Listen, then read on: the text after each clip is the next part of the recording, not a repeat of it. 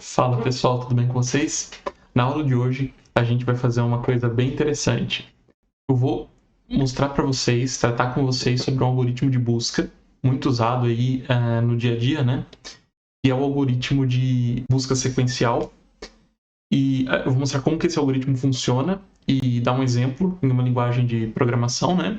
E para ficar bem interessante, eu vou fazer uma comparação de todas as linguagens de programação que eu conheço e quão rápido elas executam esse algoritmo de busca, legal? Eu já vou adiantar que o resultado ele é bastante surpreendente, pelo menos foi bastante surpreendente para mim, né? E sem mais delongas, vamos lá para nossa aula.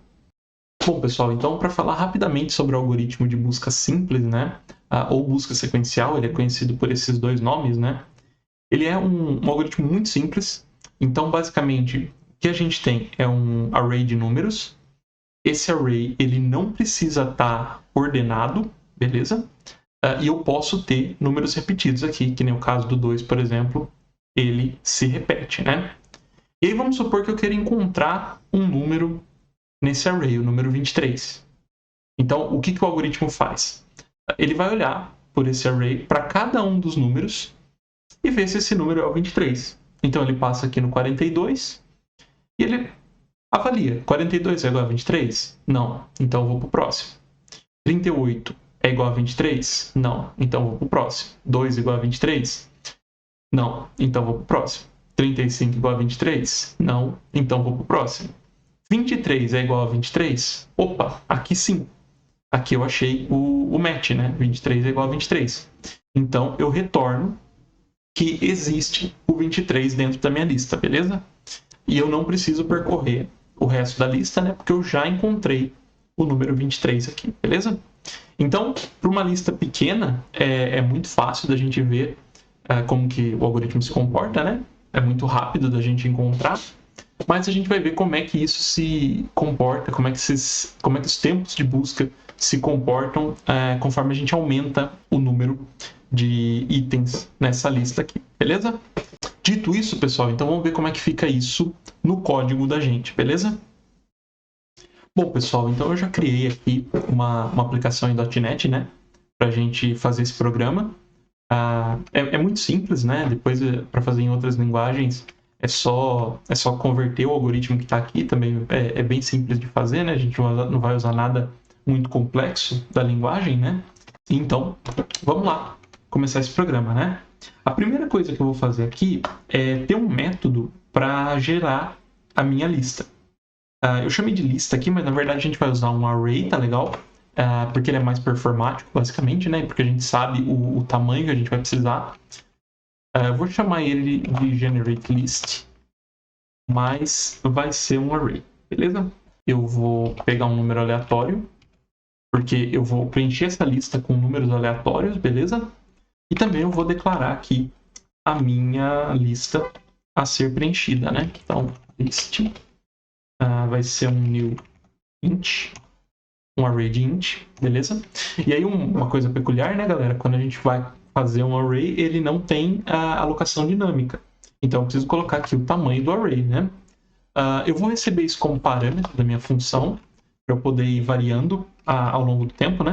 Então, vou declarar uma variável global aqui, sei lá, length, e a gente vai começar com 100 mil, beleza? Então, vamos ter uma lista com 100 mil números, beleza? Eu vou receber ela aqui como parâmetro, int length, e aí eu vou criar uma lista com esse número aqui de parâmetros, beleza? Bom, agora eu tenho que popular essa lista, né? Então eu vou declarar uma variável auxiliaria aqui, beleza? E eu vou usar essa variável aqui dentro de um while, beleza? Então, enquanto o meu list.length for menor do que o length que eu estou passando, o que eu vou fazer? Eu vou gerar um número aleatório, então number é rand.next. Aqui pode ser qualquer número inteiro, beleza? Ele me retorna qualquer número inteiro aqui. E eu vou colocar esse número na minha lista na posição i. beleza? Então, list I recebe number. Não posso esquecer de incrementar meu I, senão eu só vou atribuir a posição 0. E eu vou cair num loop infinito aqui. E simplesmente agora eu tenho que retornar essa lista. Eu simplesmente vou popular essa lista aqui dentro do meu main, beleza? Então, eu vou receber uma variável, vou criar uma variável list que recebe esse generate list. Ótimo. Então, basicamente, eu tenho a minha lista pronta, né? E agora eu tenho que ver em quanto tempo eu levo para achar. Quanto tempo eu levo para achar um número nessa lista, né? Então, eu vou fazer uma coisa aqui. Eu vou fazer tudo isso dentro de um for. Por quê, gente? Porque como eu vou procurar um número de uma lista, pode ser que esse número seja o primeiro da lista, ou pode ser que ele seja o último. Aqui eu vou fazer um negócio completamente aleatório. Então, eu vou fazer ele achar esse número não só uma vez, mas sim 100 vezes. Por quê? Na média, ele vai me retornar o valor, o tempo médio que ele demora, beleza? Então, tem outras abordagens para fazer isso, né? Mas estou fazendo de uma forma extremamente simples. Então, o que eu vou fazer é não achar um número, mas achar 100 números dentro dessa lista, beleza? E antes disso, eu vou declarar um stopwatch aqui, stopwatch, para eu poder contar o meu tempo, né? Então, eu vou dar antes desse for, né? Posso declarar o stopwatch aqui em cima, não tem problema, mas é importante que eu comece antes do for, porque existe um tempo que o algoritmo leva para gerar essa lista, beleza? E eu vou começar a contar o tempo a partir do momento em que essa lista já está gerada, beleza? E logo depois dele terminar aqui, eu vou dar um console.writeLine, tempo total, e aí eu tenho que pegar a propriedade aqui, e vai ser o stopwatch.elapsed. Beleza? Então isso vai me dizer quanto tempo que o meu relógio ficou rodando, beleza? No final aqui eu vou dar um stopwatch.stop, só para não ter nenhum problema ali. E agora eu tenho que fazer eu tenho que encontrar o número em si, né? Então, eu vou gerar aqui um random number, que vai ser... eu tenho que ter um range aqui também, né? Meu range está dentro da função. Vou ter um outro aqui. Poderia ter um só, mas não tem problema, vou ficar com 2 mesmo. Então, agora sim, isso daqui vai ser um range.next. E aqui, eu vou pedir para ele me gerar um número entre 0 e o list.length menos 1. Beleza? Por quê? Porque eu não posso gerar um número aleatório aqui. Porque talvez esse número não esteja dentro da minha lista. E aí o meu método de encontrar esse número vai dar um problema, né? Por mais que eu possa procurar um número que não está na lista, não foi a maneira como eu fiz o teste. Então, no meu teste, eu estou gerando um número, eu estou procurando um número que eu tenho certeza que está na lista, beleza? E para a gente garantir que a gente vai pegar um número da lista, né? Eu vou usar esse random number que eu gerei. Na verdade, ele não vai ser um number, ele vai ser um random index, beleza? Porque eu vou olhar dentro da lista e fazer que o meu random number é a lista na posição random index. Então aqui, é claro que eu estou roubando um pouquinho, tá? Eu estou falando que eu tenho certeza que esse número está na lista, beleza? Bom, e para achar esse número, né? Para ver quanto tempo eu demoro para achar. Porque eu sei que ele está na lista, mas o programa, a priori, não sabe, né? Então, eu vou declarar um método aqui, o segundo método, void, que é find number in list. E aí eu vou passar aqui para ele um number, beleza? E uma lista. Beleza? Então, toda vez que eu precisar encontrar um número, eu simplesmente chamo esse find number in list passando o random number e a lista. Beleza? Então agora vamos trabalhar nesse método aqui para encontrar o número. E é aquilo lá que eu falei para vocês. Ele vai percorrer a lista toda e verificar se o número é o número que eu estou naquele índice específico. É muito simples, né? Posso usar um for each element in list. Então, para cada elemento da lista, if se o number que eu quero procurar é igual a esse elemento, o que eu vou fazer é simplesmente um break. Posso colocar aqui, na verdade, um return direto, porque eu não vou precisar encontrar mais ninguém na lista. Então, aqui agora está pronto os nossos dois métodos, né? Tanto o que gera na lista quanto o que encontra um elemento. E a nossa lógica principal, que vai fazer esse procedimento de gerar a lista uma vez e encontrar um número 100 vezes dentro dessa lista, beleza? Lembrando que é um número diferente, né? Porque aqui eu gero um index diferente, então eu estou pegando cada vez um número diferente dentro da mesma lista, beleza? Então, bem simples, né, galera? Acho que dá para replicar em qualquer linguagem que vocês quiserem, né? Mas eu vou fazer aqui, então, e ver quanto tempo demora para a gente encontrar um número. Galera, eu fiz uns testes aqui, eu tive que dar um corte no vídeo, né? Eu fiz uns testes aqui, e olha que curioso. Quando a gente faz uma execução do programa, ele retorna em 500 microsegundos, beleza? E baseado nos meus testes anteriores, eu achei isso bem rápido. Então, o que eu fiz? Eu aumentei o tamanho aqui da nossa lista, e aí ele retornava também em muito menos tempo do que eu estava esperando. Agora deu 700 milissegundos, beleza? 700 microsegundos, aliás. Então, isso aconteceu basicamente porque tem um bug aqui no meu código que eu quero corrigir com vocês. E é interessante eu mostrar para vocês por que isso aconteceu, né? E o problema está aqui na geração da lista. Quando a gente pega quando a gente pega o item o list.length aqui, para passar nesse número, o que vai acontecer é que a nossa lista ela já tem 10 não, né? Mas ela já tem aquele tamanho já está alocado em memória. Então, na verdade, o nosso programa nunca passou dentro desse while aqui. Na verdade, para corrigir isso, a gente vai ter que usar essa variável i, que a gente está usando como contador aqui para incrementar a lista. Então, agora sim, a gente deve popular a lista de maneira apropriada, tá? Como estava com aquele bug, a lista inteira era inicializada com 0. Então, todas as posições da lista eram 0. E o que acontecia é que, quando eu pegava um número aleatório numa posição aleatória, eu sempre pegava 0. E o 0 também sempre era igual ao primeiro número da lista, quando eu passava por esse método aqui. Então, na verdade, isso estava fazendo com que, independente do tamanho da lista, ele sempre achava no primeiro elemento. Então, por isso que ele estava retornando tempos muito semelhantes para valores muito diferentes aqui do length, beleza? Então, com isso corrigido, eu acho que agora a gente consegue ter um tempo melhor aqui, né? Eu vou dar um cls.netrun.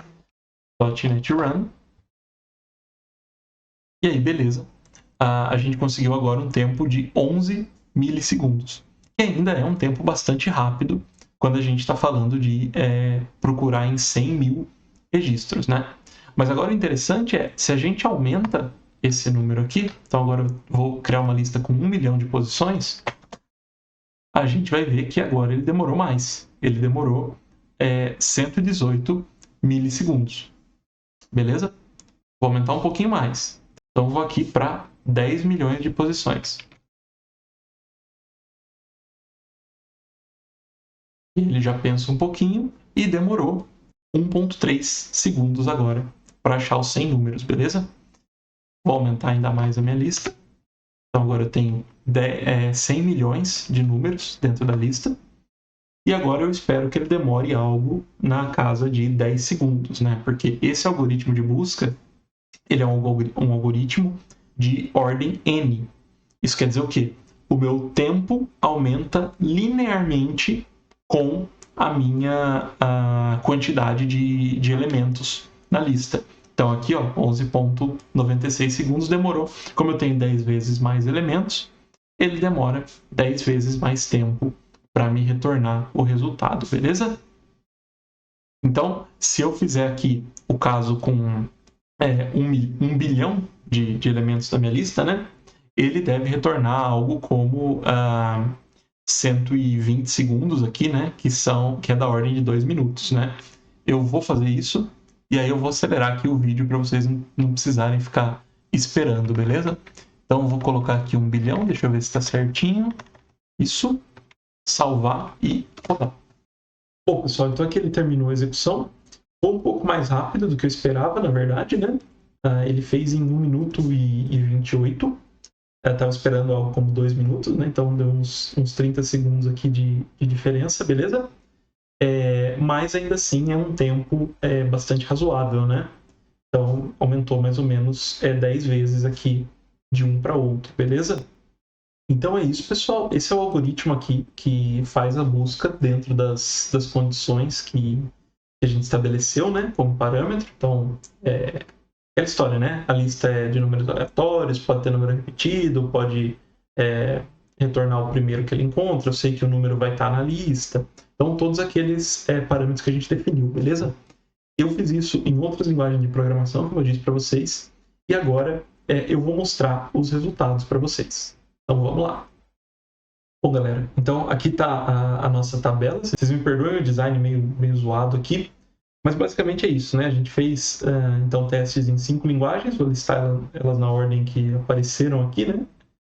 Com 100k, isso para número de itens na lista, né? 100 mil, 1 milhão, 10 milhões, 100 milhões e 1 bilhão de itens dentro da nossa lista, beleza? Lembrando que os números que aparecem aqui, eles são o tempo em segundos que demorou para a gente pesquisar um item nessa lista 100 vezes, né? Conforme a gente fez no nosso algoritmo lá em C#, beleza? Então, em quinto lugar, ficou o Python. Então, o Python parece que ele é muito fácil de aprender, mas não muito performático, né? Então, foram esses tempos aqui. Ele demorou 86 segundos, né, para pesquisar em 100 milhões. Eu nem coloquei 1 bilhão, né, que daria 10 vezes isso. Então, 860 segundos, eu não queria deixar o programa rodando por mais de 12 minutos na máquina, né? Então, Python ficou aqui com a quinta posição. Lembrando, gente, isso aqui são linguagens que eu conheço, beleza?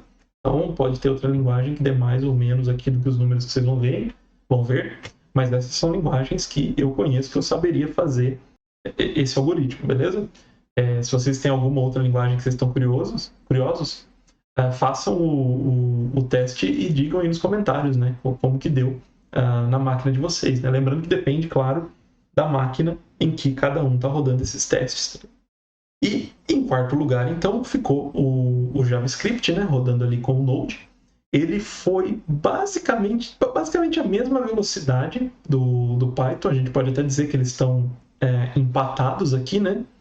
E na verdade a gente sabe, né, gente, que a linguagem, quando ela é interpretada e não compilada, né, ela tende a ser um pouco mais lenta mesmo. Então até aqui não é nenhuma surpresa da gente ter o JavaScript e o Python aqui nas últimas posições, né?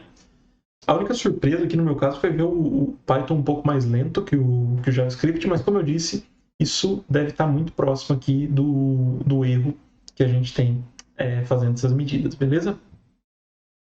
Aí, para a primeira surpresa, eu achei que esse cara ia estar em primeiro lugar, mas em terceiro lugar ficou Golang. Vocês veem aqui que ele é muito mais rápido, coisa de uma ordem de grandeza mais rápido aqui do que as outras linguagens. A gente conseguiu, com os 100 mil na lista em só 30 segundos, beleza? Então ele foi muito mais rápido que o JavaScript. Só que ele teve um problema, né? Com 1 bilhão, ele deu um erro de Stack Overflow. Eu ainda estou tentando entender melhor por que ele deu esse erro aqui, sendo que eu deveria ter memória suficiente para fazer o teste. Então fica aí para o próximo capítulo a gente descobrir por que ele deu esse Stack Overflow aqui. Mas em geral, ele foi bem mais rápido aqui que as linguagens interpretadas, beleza? Em segundo lugar, ficou o C#, com os tempos que a gente viu ali na nossa aula, né? Que a gente viu anteriormente. Ele foi quase o dobro de velocidade do Go, né? A única diferença foi aqui em 100K, que o Go foi um pouco mais rápido, e ele é sistematicamente mais rápido aqui. Não sei se é alguma forma como a linguagem é estruturada, mas com poucos elementos na lista, o Go superou o C#. Mas conforme a gente foi aumentando a lista, a gente teve o C# com mais performance do que o Go, beleza? Em primeiro lugar, confesso que me surpreendeu bastante, mas a gente teve o Java. Por que me surpreendeu bastante? Porque Java é lento? Não, Java é rápido pra caramba. Mas me surpreendeu o quão mais rápido ele foi nos testes. Ele foi aqui de novo uma ordem de grandeza mais rápido do que o C#, que é que foi o nosso segundo colocado aqui na brincadeira, né? Então, eu confesso que eu fiquei bastante surpreso de ver o quão ele foi mais rápido dentro dos testes, beleza? Lembrando que esses testes vão depender de muitas variáveis, né, gente? Mas, basicamente, ele foi aí uma ordem de grandeza mais rápido dentro dos testes que eu consegui fazer, né? Conforme a gente aumenta a quantidade de dados, a gente vê que ele ganha por muito aqui do C#, beleza? Então eu coloquei esses valores aqui num gráfico só para a gente ter mais ou menos a ordem de grandeza, né? Do que está acontecendo aqui. Então a gente vê aqui que o Java realmente ele levou muito menos tempo para todas as quantidades de números dentro da lista, beleza? Lembrando uma coisa, pessoal, isso aqui é só uma brincadeira, né? Só a gente fazer uma comparação. Não quer dizer que linguagens como Python e como JavaScript não possam lidar bem com procuras ou com busca de dados, né? Pensem que aqui eu estou pegando uma lista com 100 milhões de itens, né? No nosso dia a dia, a gente não procura nada numa lista de 100 milhões de itens, né? A gente costuma ter listas com muito menos itens, aonde as diferenças de tempo aqui elas são quase que irrelevantes dentro da escala que a gente usa no dia a dia, né? Então, pessoal do Python, JavaScript, não fique bravo comigo. A gente pode usar qualquer uma das linguagens aqui para trabalhar e trabalhar bem, beleza? Então, pessoal, espero que tenha ficado claro para vocês o que é um algoritmo de busca simples ou busca sequencial, né? Como que é o crescimento dele, né? Na notação Big O, ele é um O de N, beleza? Então ele cresce linearmente com o número de itens da nossa lista. Ele não é o melhor algoritmo de busca, beleza? Ele é só o mais simples da gente entender, por isso que eu trouxe a comparação com ele, beleza? E espero que tenha ficado claro essa questão da comparação, né?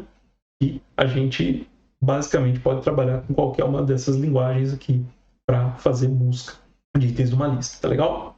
Então, eu tive que programar em 5 linguagens diferentes. Esse vídeo deu trabalho pra caramba, então espero que você deixe o like, se inscreve aí no canal pra gente estar trazendo sempre conteúdos igual esse aqui pra vocês, tá legal? Então, um abraço e até a próxima aula.